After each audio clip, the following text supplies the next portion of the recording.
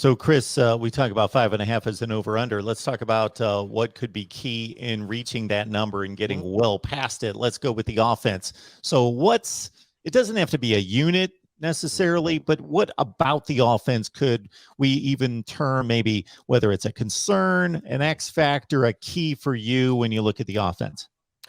Mark, it's got to be the offensive line. And I know people get so tired of hearing about that. Everybody wants to talk about the skill positions. And listen, you've upgraded at every single position. I mean, I think even at running back, losing Kevin Harris and Zaquandre White, you lose a lot of production in regards to your ball carriers. But you add Christian Beal Smith from Wake Forest, who led a really potent Demon Deacons attack last year. Marshawn Lloyd returns. He's now 2 years off of his injury. You would think he's primed, the former 5-star recruit. He's primed to have his best year in Garnet and Black. You've got Lavassier Carroll, the transfer from Georgia. Oh, by the way, you've got Juju McDowell, who I think is the most underrated player on the offense. All he does is like average 10 yards per carry every time he touches it. Balled out in the bowl game against North Carolina. So I think you're going to be fine at running back. You'll be strong there once again. Wide receiver, you upgraded immensely. Again, Josh Van's a guy that doesn't get talked about enough. He's been a sort of overshadowed because you've added guys like Antoine Wells and Corey Rucker from the transfer portal, and then what Nicaryon Joyner did in the bowl game. But, oh, by the way, Josh Van was one of the most explosive players on the outside in the SEC last year. You had Stogner at tight end. Of course, I didn't even mention Jaheim Bell, by the way, who may be the best player nobody's talking about in the SEC.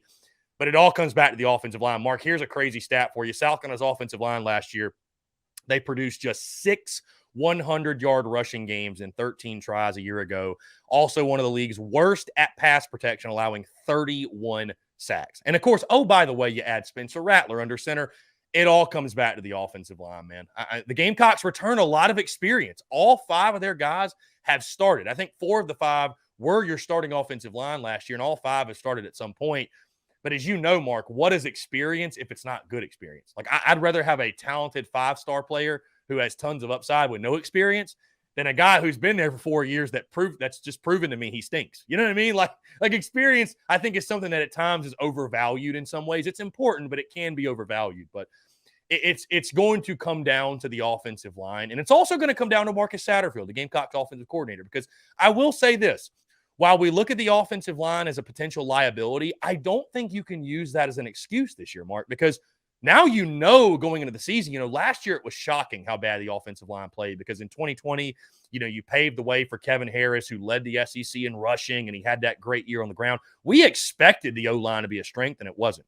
Well, now if going in the season, hey, our offensive line might be suspect, you've got to find a way to scheme around that. It's just simply not going to be good enough to say, well, our offensive line just isn't where it needs to be. Well, figure out a way to get it to where it needs to be. Put Spencer Rattler and your guys in positions to make plays. Find a way to get the ball out quickly.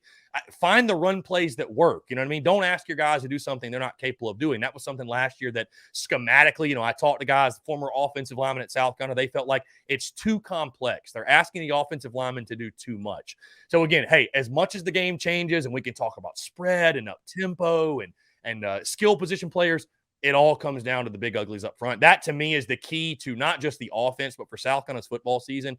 If they're going to have the type of year they want, win 7, 8, God forbid, maybe more games, the offensive line is going to have to play immensely better than it did a year ago.